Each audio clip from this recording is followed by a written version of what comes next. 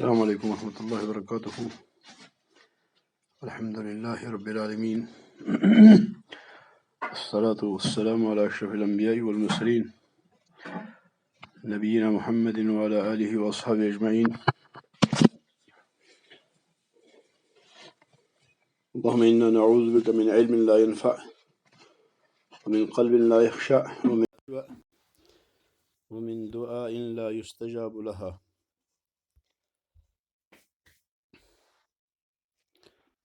اللهم علمنا ما ينفعنا وانفعنا بما علمتنا وارزقنا علما ينفعنا ربنا زدنا علما۔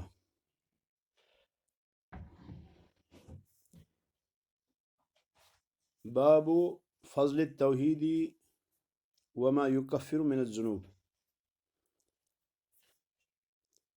کتاب التوحید کا ایک اور باب ہم شروع کر رہے ہیں۔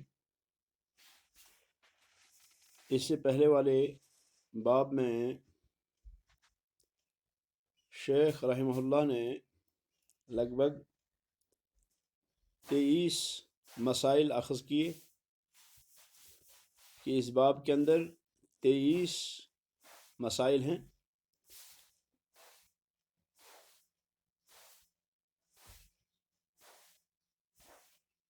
بیس مسائل کو ہم پچھلی دفعہ جو ہے وہ پڑھ چکے تھے، اور 21واں جو مسئلہ ہے وہ ہے تواضعہ صلی اللہ علیہ وسلم لرکوب الحمار مع الارداف علیہ۔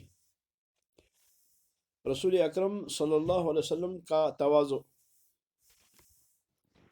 رسول اکرم صلی اللہ علیہ وسلم کا تواضع جو اس سے پتہ چلتا ہے کہ آپ حمار پر سوار ہوئے۔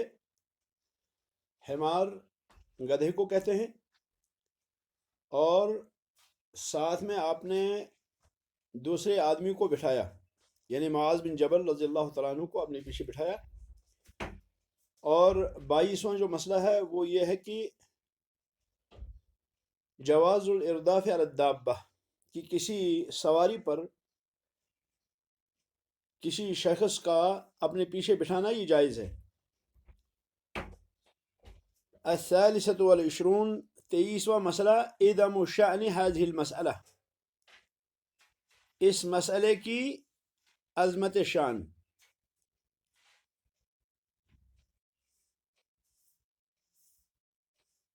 یعنی یہ جو مسئلہ بیان فرمایا کہ ما حق اللہ علی العباد و حق العباد علی اللہ، اس مسئلے کی عظمت شان کہ نبی علیہ السلام نے معاذ بن جبل رضی اللہ تعالی عنہ کو اس کی خبر دی، اور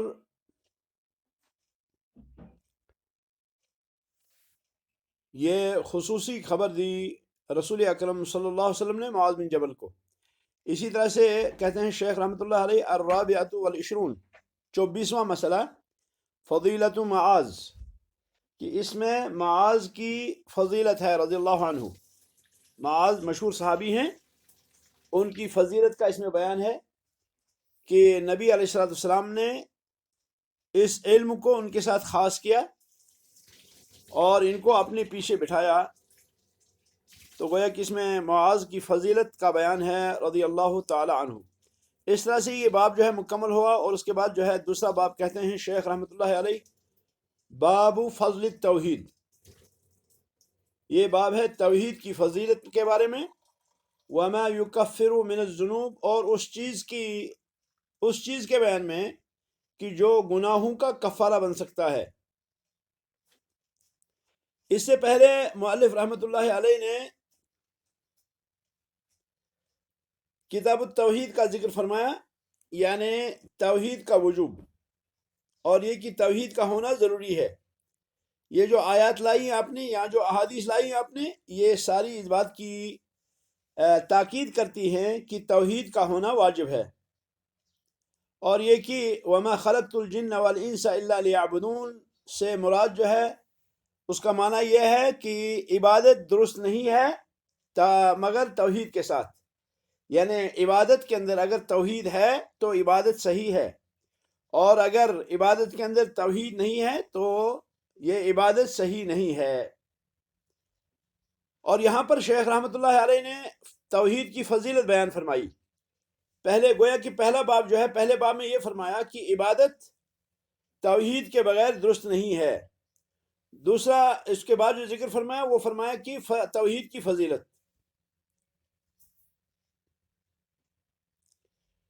اور کہتے ہیں شیخ رحمۃ اللہ علیہ کہ یہ ضروری نہیں ہے کہ فضیلت تو ثابت ہو کسی چیز کی اور پھر وہ واجب نہ ہو، بلکہ فضیلت اس کے نتائج اور آثار میں سے ہے.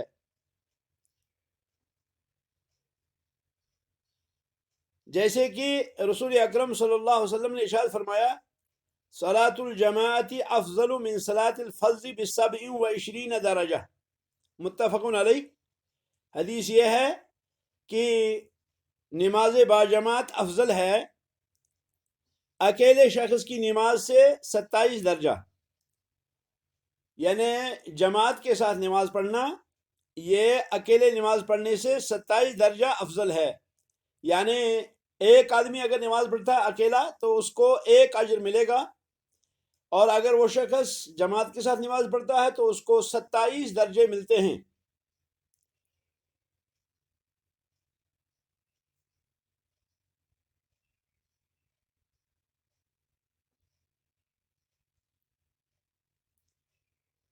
توحید جو ہے، توحید سب سے بڑا واجب ہے. توحید سب سے بڑا واجب ہے. توحید واجبات میں سب سے مقدم ہے. اعمال قبول نہیں ہوں گے مگر توحید کے ذریعے. اگر اعمال کے اندر توحید ہے تو اعمال قبول ہوں گے، اور اگر اعمال کے اندر توحید نہیں ہے تو اعمال قبول نہیں ہوں گے. یعنی اعمال کے اندر اگر توحید ہے تو قبول ہوں گے اعمال، اور اگر اعمال کے اندر توحید نہیں ہے تو وہ قبول نہیں ہوں گے. بندہ اللہ رب العالمین کی قربت جو حاصل کر سکتا ہے وہ صرف توحید ہی کے ذریعے حاصل کر سکتا ہے. اللہ رب العالمین کی قربت اگر کوئی حاصل کر سکتا ہے تو وہ توحید ہی کے ذریعے حاصل کرے گا. یہ جو فرمایا شیخ نے رحمت اللہ علیہ وما یکفر من الذنوب، کہ اور وہ چیز جو کہ گناہوں کا کفارہ بنتی ہے، یہ معطوف ہے فضل پر. پہلے فرمایا باب فضل التوحید، تو معنی ہوں گے باب فضل التوحید و باب ما یکفر من الذنوب. یعنی یہ باب ہے توحید کی فضیلت میں، اور یہ باب ہے اس چیز کے بیان میں جو گناہوں کا کفارہ بنتا ہے. شیخ رحمت اللہ علیہ نے یہ جو باب یہاں پہ مقرر کیا، باب فضل التوحید وما یکفر من الذنوب، اس باب کو منعقد کرنے کے 2 وجوہ ہیں، یا 2 سبب سے، 2 چیزوں کی وجہ سے یہ باب مقرر فرمایا. پہلا توحید کی فضیلت کے بیان کے لیے، اس میں توحید کی فضیلت بیان کرنا چاہتے ہیں شیخ رحمت اللہ علیہ. اور دوسرا یہاں پہ شیخ رحمت اللہ علیہ بیان کرنا چاہتے ہیں کہ گناہوں کا کفارہ کیا کیا چیز بن سکتی ہے. گناہوں کا کفارہ کون کون سی چیز بن سکتی ہے، کیونکہ توحید کی فضیلت کے نتائج میں سے، توحید کی فضیلت کے نتائج میں سے کیا ہے؟ گناہوں کا کفارہ.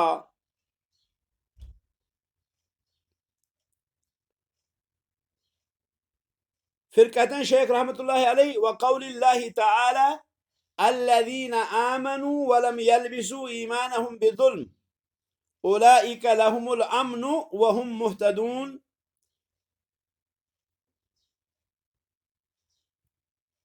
سورۃ انعام کی آیت نمبر 82. سورۃ انعام آیت نمبر 82.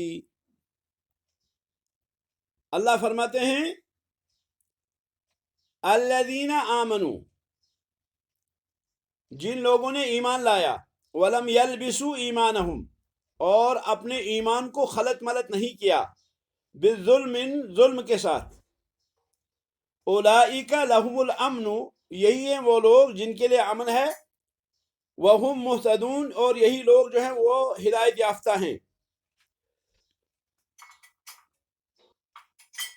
جن لوگوں نے ایمان لایا اور پھر ایمان لانے کے بعد انہوں نے ایمان کے ساتھ ظلم کو خلط ملط نہیں کیا. ظلم کو انہوں نے کیا ہے، ایمان کو انہوں نے صاف شفاف رکھا، اس کے ساتھ کسی ظلم کو جو ہے وہ خلط ملط نہیں کیا. تو ایسے لوگوں کے لیے کیا ہے، ایسے لوگوں کے لیے امن ہے، اور ایسے لوگوں کے لیے یہی لوگ جو ہیں ہدایت یافتہ ہیں.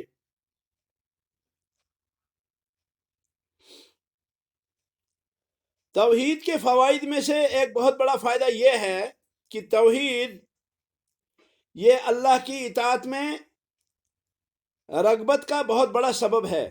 اللہ کی اطاعت میں رغبت کا بہت بڑا سبب ہے.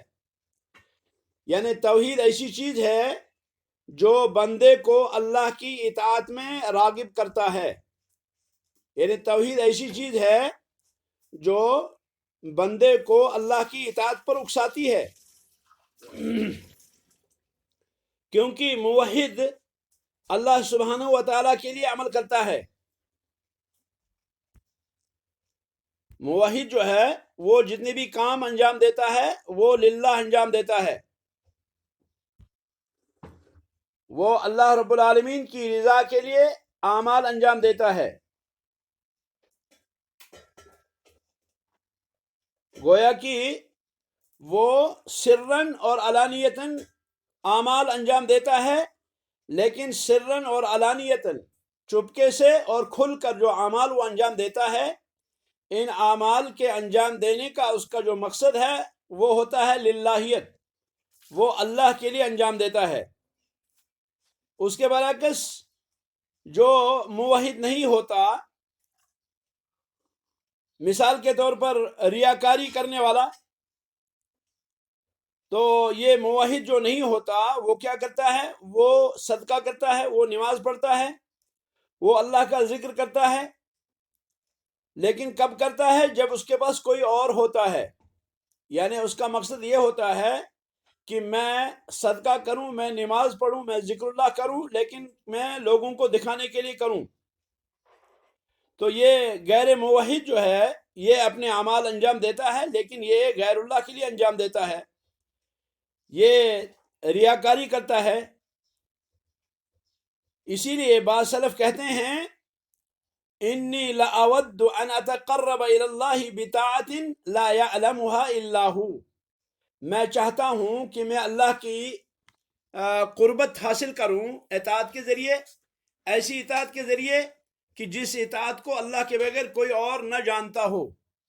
گویا کہ اللہ کے لیے اطاعت انجام دینا یہ توحید ہے، اللہ کے لیے فرما برداری انجام دینا یہ توحید ہے.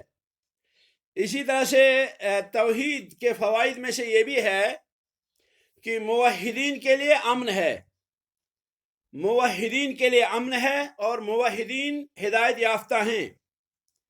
امن کے حقدار وہی ہیں اور ہدایت یافتہ وہی ہیں. جیسے کہ اللہ تعالیٰ نے فرمایا الذین آمنوا ولم یلبسوا ایمانہم بظلم اولئک لہم الامن وہم مہتدون.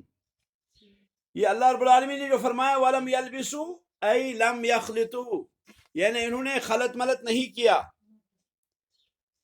اور یہ جو اللہ نے فرمایا بظلم، ظلم یہاں پر وہ ہے جو ایمان کے مقابل میں ہو. ایمان کی جو مقابل ہے وہ کیا ہے؟ وہ ہے شرک. جب یہ آیت نازل ہوئی تو صحابہ پر یہ آیت بہت ہی شاق گزری. یہ آیت جب نازل ہوئی تو صحابہ پر یہ آیت بہت ہی شاق گزری. وہ کہنے لگے کہ ہم میں سے تو ہر کوئی جو ہے وہ ظلم کرتا ہے اپنے آپ پر کسی نہ کسی طرح. ہر کوئی شخص ہم میں سے جو ہے وہ حق تلفی کرتا ہے، یا اپنے اہل و عیال کے حوالے سے یا اپنے نفس کے حوالے سے وہ حق تلفی کا مرتکب ہوتا ہے. تو ہم میں سے کون ایسا ہے جو ظلم نہیں کرتا ہے؟ ہم سارے ظلم کرنے والے ہیں. تو یہ جو اللہ فرماتے ہیں وَلَمْ يَلْبِسُوا إِيمَانُهُمْ بِالظُّلْمِ أُولَئِكَ لَهُمُ الْأَمْنُ وَهُمْ مُهْتَدُونَ. تو صحابہ نے نبی علیہ السلام سے استدعا کی کہ یہ جو ہے یہاں پر اللہ فرماتے ہیں یہ بہت ہی عظیم آیت ہے، تو نبی علیہ الصلوۃ والسلام نے فرمایا کہ معاملہ یہ نہیں جیسا کہ تم سمجھتے ہو، یعنی تمہارا یہ خیال ہے کہ ظلم سے خلط ملت نہیں کیا، یعنی کوئی بھی جو ہے ظلم انجام نہیں دے گا تو اس کے لیے امن ہے اور وہی ہدایت یافتہ ہیں. تو فرمایا مراد یہ نہیں بلکہ مراد یہاں پر شرک ہے، یعنی الذین آمنوا ولم یلبسوا ایمانہم بظلم اولئک لہم الامن وہم مہتدون، جن لوگوں نے ایمان لایا اور اپنے ایمان کو خلط ملت نہیں کیا ظلم سے، ان کے لیے امن ہے اور یہی ہدایت یافتہ ہیں. تو گویا کہ یہاں پہ ظلم سے مراد جو ہے وہ شرک ہے، یہاں ظلم سے مراد جو ہے وہ کیا ہے، وہ شرک ہے.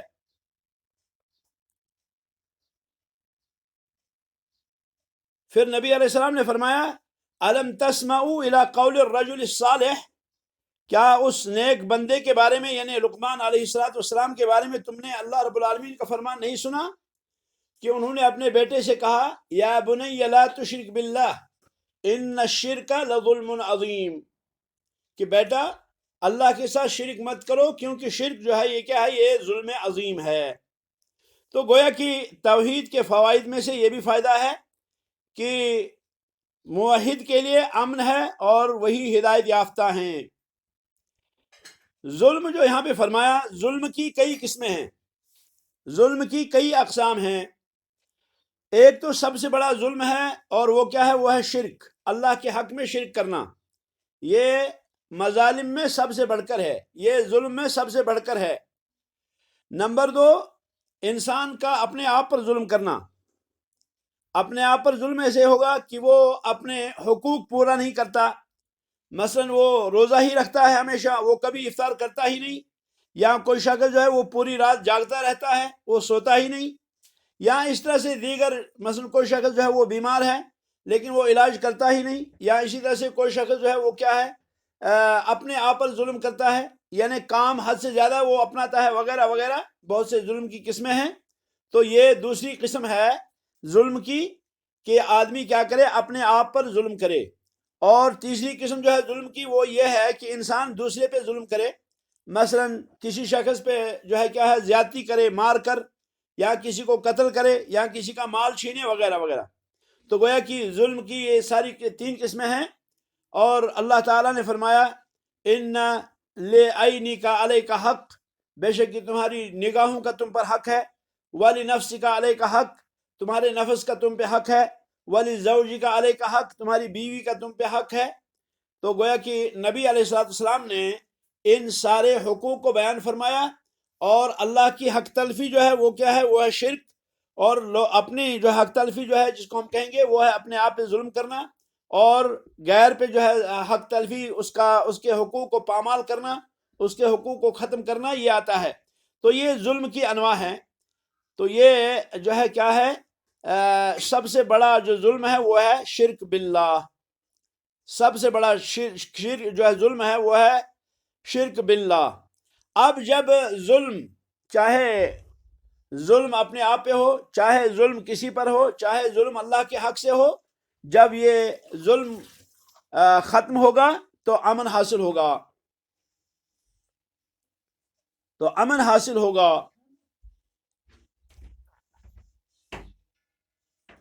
اب سوال یہ پیدا ہوتا ہے کہ کیا یہ امن کامل ہے؟ اللہ نے فرمایا اولئک لہم الامن وہم مہتدون، کیا یہ امن کامل ہے؟ جواب ہے کہ اگر ایمان کامل ہے اور کوئی معصیت جو ہے وہ اس سے ملی ہوئی نہیں ہے تو امن جو ہے وہ امن مطلق ہے. امن مطلق کا معنی ہوتا ہے امن کامل ہے. اور اگر ایمان ہے لیکن مطلق ایمان ہے تو یہ کیا ہے، یہ غیر کامل ہے. اور اس شخص کے لیے کیا ہے، اس شخص کے لیے مطلق امن ہے، یعنی امن ناقص، امن کامل اس کے لیے نہیں ہے. اس کی مثال گناہ کبیرہ کا ارتکاب کرنے والا شخص. یہ جو گناہ کبیرہ کا ارتکاب کرتا ہے، گناہ کبیرہ کا جو شخص ارتکاب کرتا ہے وہ جہنم میں ہمیشہ رہنے سے مطمئن ہے. یعنی گناہ کبیرہ کرنے والا مسلمان مومن جس سے گناہ کبیرہ کا ارتکاب ہوتا ہے اس کے لیے دو قسم کے امن ہیں. ایک امن تو جہنم میں ہمیشہ رہنے سے، لیکن یہ شخص کیا ہے، یہ عذاب سے مطمئن نہیں ہے، بلکہ یہ اللہ رب العالمین کی مشیت کے تحت ہے. اللہ تعالیٰ نے فرمایا ان اللہ لا یغفر ان یشرک بہ ویغفر ما دون ذلک لمن یشاء. رہا وہ شخص کہ جو اللہ رب العالمین کے ساتھ وفا کرتا ہے اور تحقیق اور توحید کو پورا کرتا ہے تو اس کے لیے امن مطلق ہے، یعنی وہ جہنم میں ہمیشہ رہنے سے مطمئن ہے اور اسی طرح سے وہ عذاب سے بھی مطمئن ہے. یعنی یہ شخص جو ہے اس کے لیے امن کامل ہے، کیونکہ یہ جہنم کے عذاب سے بھی بچا اور یہ شخص عذاب سے، یہ جو ہے جہنم میں ہمیشہ رہنے سے بھی بچا اور یہ شخص جو ہے یہ کیا ہے، یہ عذاب سے بھی بچا.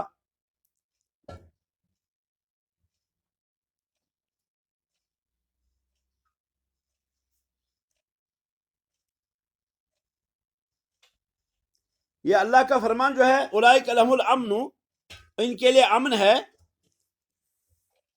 تو ال اس میں جو ہے جنس کے لیے ہے، یعنی اس کے لیے، ان کے لیے امن ہے.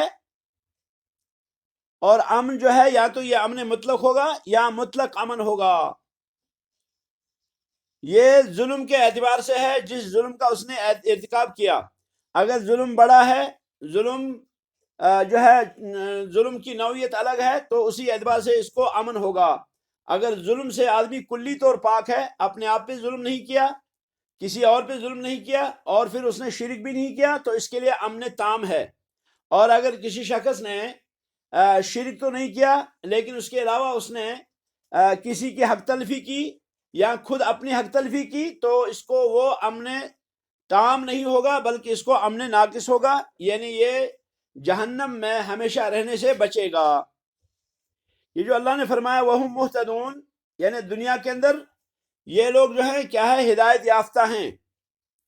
یہ لوگ دنیا کے اندر ہدایت یافتہ ہیں کیونکہ انہیں علم اور عمل کے ذریعے اللہ کی شریعت کی رہنمائی ہوئی.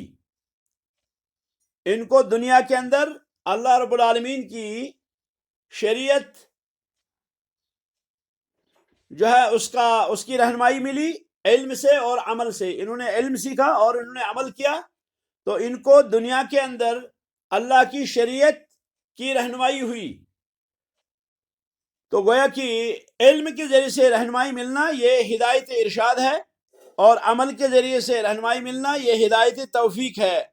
یعنی رہنمائی تو ملی، علم سیکھا تو رہنمائی ملی کہ اللہ کی شریعت یہ ہے. پھر جب شخص نے علم عمل کیا تو عمل سے پتہ چلا کہ اس کو توفیق بھی ملی.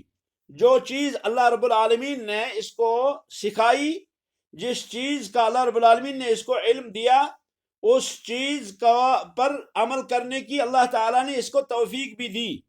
تو گویا کہ یہ ہدایت توفیق ہے. تو یہ دونوں قسم کی ہدایتیں ان کو جو ہے دنیا میں حاصل ہوں گی اور آخرت کے اندر یہ ان کو ہدایت یافتہ ہوں گے. آخرت کے اندر یہ جو ہے ان کو رہنمائی ملے گی، جنت کی رہنمائی ملے گی. اللہ تعالیٰ نے فرمایا احشروا الذین ظلموا وازواجهم وما كانوا يعبدون من دون اللہ فاہدوہم الى صراط الجحیم. فاہدوہم الى صراط الجحیم، سورۃ الصافات آیت نمبر 22. اللہ نے فرمایا احشروا الذین ظلموا وازواجهم، ظالموں کو اٹھاؤ اور ظالموں کے جوڑوں کو اٹھاؤ، وما كانوا يعبدون من دون اللہ، اور ان کو بھی اٹھاؤ جن کی یہ اللہ کے علاوہ عبادت کرتے ہیں. فاہدوہم الى صراط الجحیم، تو انہیں پھر جہنم کے راستے کی طرف رہنمائی کرو، یعنی ان کو جہنم کا راستہ دکھاؤ.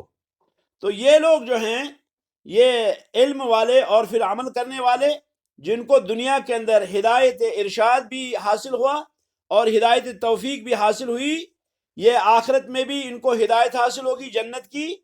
تو گویا کہ یہ دنیا میں بھی کامیاب ہیں اور آخرت میں بھی یہ کامیاب ہیں.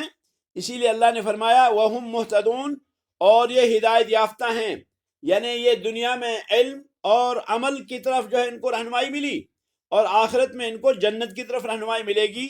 تو گویا کہ یہ ہدایت یافتہ ہیں، گویا کہ یہ وہ لوگ ہیں جن کو ہدایت ملی، یہ تبھی ان کو ملی جب اللہ رب العالمین نے ان کو عطا کی۔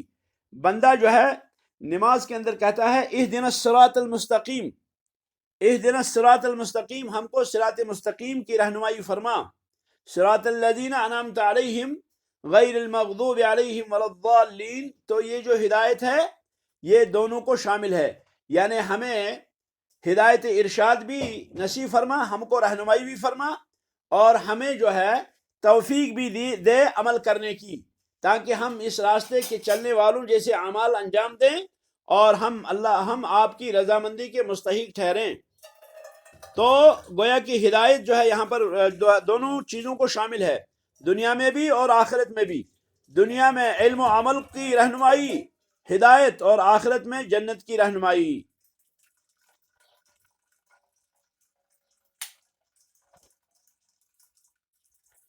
بہت سے مفسرین نے اولئک لہم الامن میں کہا ہے کہ امن جو ہے یہ آخرت میں ہے، یعنی امن جو ہے یہ آخرت میں ہے اور ہدایت جو ہے یہ دنیا میں ہے۔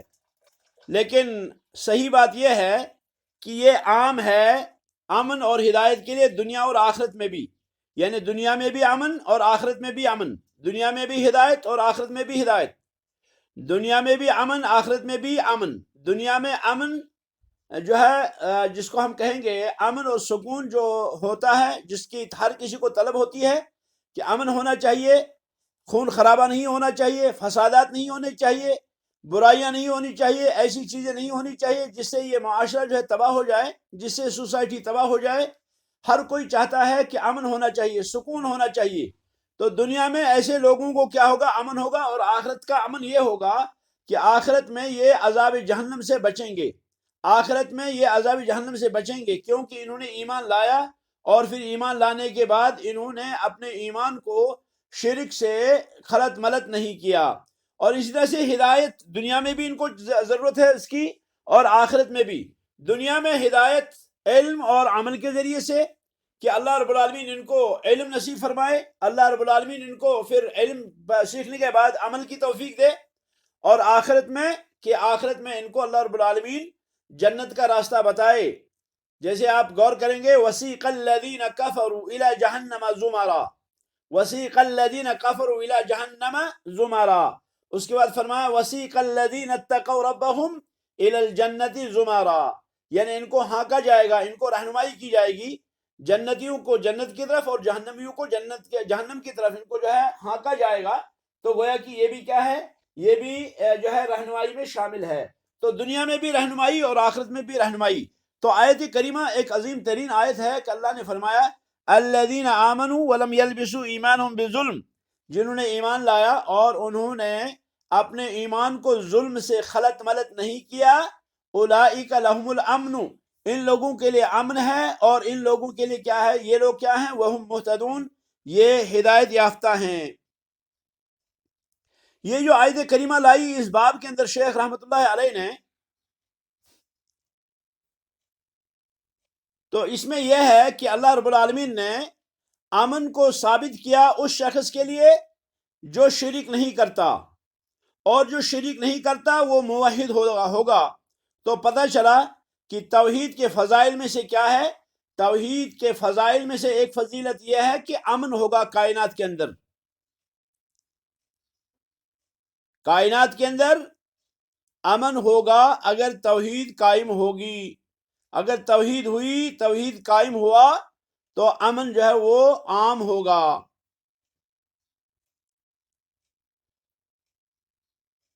اس آیت کریمہ کے بعد شیخ رحمۃ اللہ علیہ نے حدیث لائی ان عبادہ ابن الصامت، عبادہ بن صامت سے رضی اللہ عنہ، قال قال رسول اللہ صلی اللہ علیہ وسلم، عبادہ بن صامت فرماتے ہیں کہ رسول اللہ صلی اللہ علیہ وسلم نے فرمایا من شہد اللہ الہ الا اللہ، جو گواہی دے اس بات کی کہ نہیں ہے کوئی معبود برحق اللہ کے بغیر۔ غور کیجئے، من شہد اللہ الہ الا اللہ، جو گواہی دے اس بات کی کہ اللہ کے بغیر کوئی عبادت کے قابل نہیں۔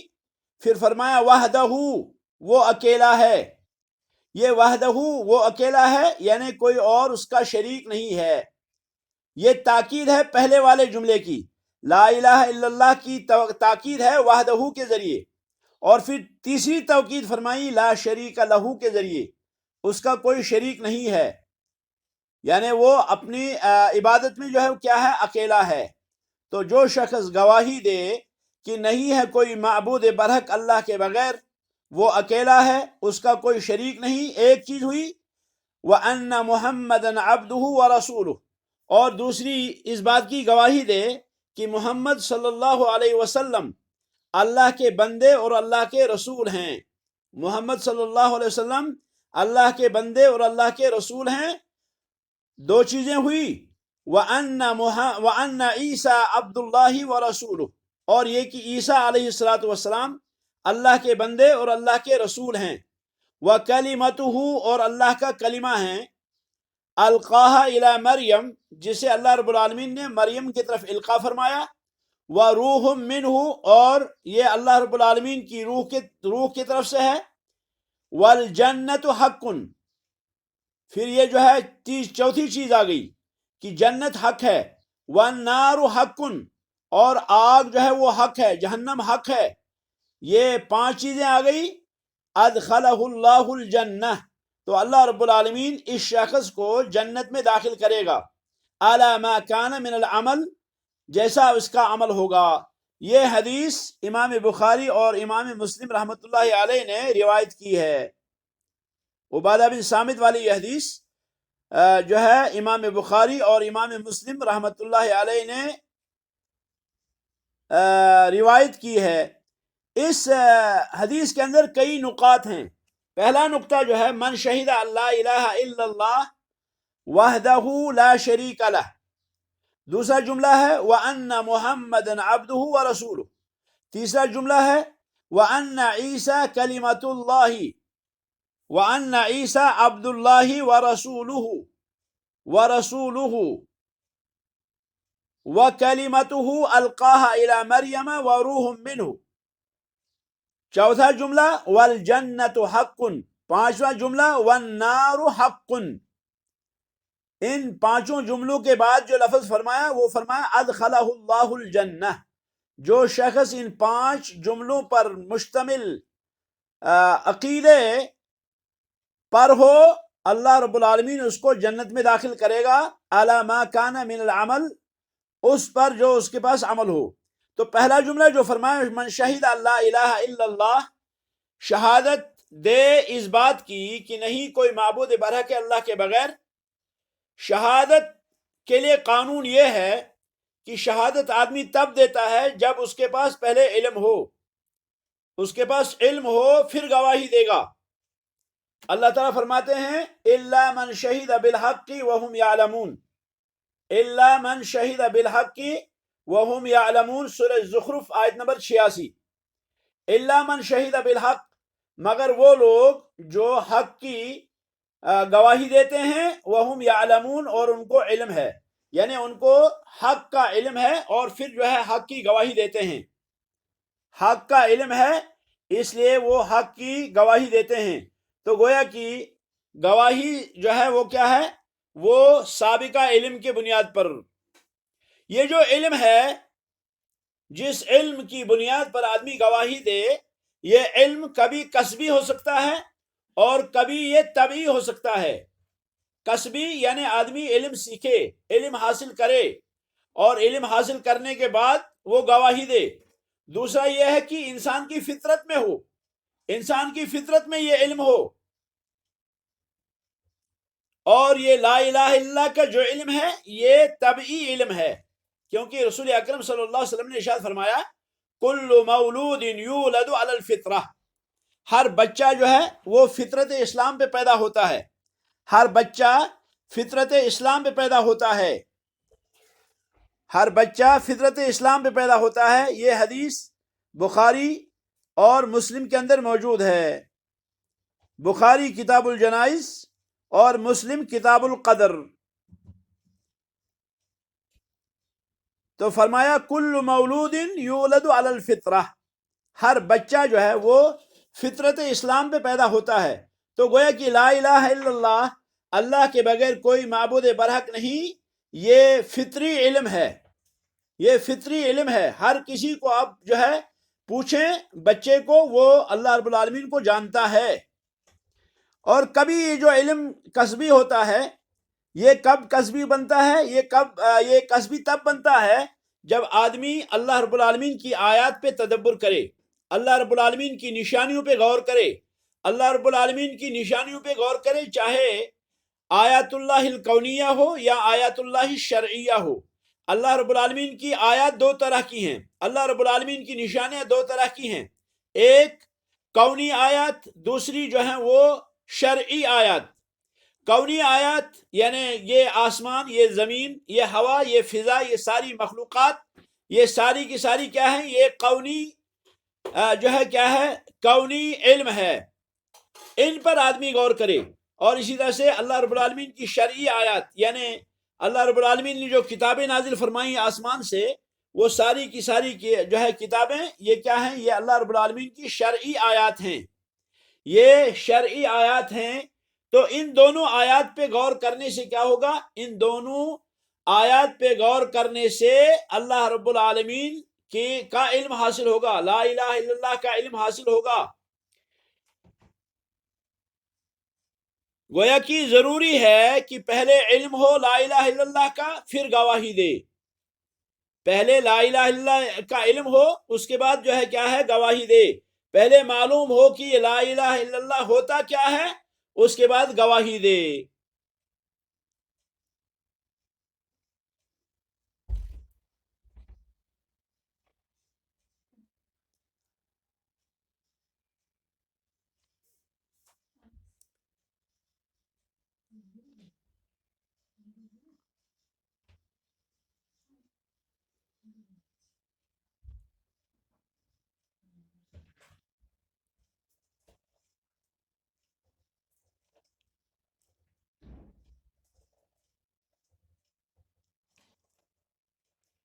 تو فرمایا نبی علیہ السلام نے، من شہید، جس نے گواہی دی، اللہ الہ الا اللہ، ان جو ہے یہاں پر یہ ان مخففہ ہے، اور لا الہ الا اللہ یعنی نہیں ہے کوئی معبود۔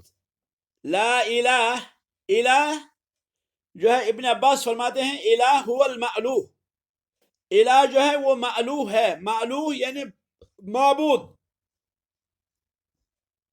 اور یہ اللہ رب العالمین کی عبادت جو ہے، یہ الہ ہونا جو اللہ رب العالمین کا، یہ کیا ہے؟ یہ محبت کی بنیاد پر، تعظیم کی بنیاد پر، یعنی محبت بھی ہو اللہ سے اور تعظیم بھی ہو۔ اللہ رب العالمین سے محبت کریں، اللہ رب العالمین کی تعظیم کریں، کیونکہ اللہ رب العالمین کی صفات عظیمہ موجود ہیں، اللہ رب العالمین کے افعال جلیلہ ہیں، اللہ رب العالمین کی عظیم صفات ہیں، اللہ رب العالمین کے عظیم افعال ہیں۔ تو اللہ رب العالمین کی عظیم صفات اور اللہ رب العالمین کے عظیم افعال کی وجہ سے کیا ہوگا؟ واجب ہے کہ ہم کیا کریں؟ اللہ رب العالمین کی تعظیم کریں اور اللہ رب العالمین سے محبت کریں۔ الا اللہ، لا الہ الا اللہ، الا اللہ یعنی نہیں ہے کوئی معبود مگر اللہ۔ قریش نے کہا اجعل الآلہۃ الہا واحدا ان ھذا لشیء عجاب۔ رہی بات فما اغنت عنہم آلہتہم التی یدعون من دون اللہ من شیء، تو یہ تعلق جو ہے یہ باطل ہے، کیونکہ یہ ناحق ہے، اس لیے شرعی طور اس کی نفی ہے۔ اور جب کسی چیز کا واقع ہونا، اس کا انکار ہو، تو پھر اس کا اقرار نہیں ہوگا۔ اللہ تعالیٰ نے فرمایا وَمَثَلُ كَلِمَةٍ خَبِيثَةٍ كَشَجَرَةٍ خَبِيثَةٍ اجْتُثَّتْ مِنْ فَوْقِ الْأَرْضِ مَا لَهَا مِنْ قَرَارٍ۔ تو گویا کہ یہ توحید کا اس میں اقرار ہے۔ من شہید لا الہ الا اللہ، جو شخص گواہی دے اس بات کی کہ نہیں ہے کوئی معبود برحق اللہ کے بغیر۔ اور پھر دوسرا جملہ جو ہے انشاءاللہ اس کو اگلے درس میں پڑھیں گے۔ ھذا وصلی اللہ وسلم علی خیر خلق محمد وعلی آلہ واصحابہ اجمعین۔ سبحانک اللہم وبحمدک اشہد ان لا الہ الا اللہ استغفرک واتوب الیک، والسلام علیکم ورحمۃ اللہ وبرکاتہ۔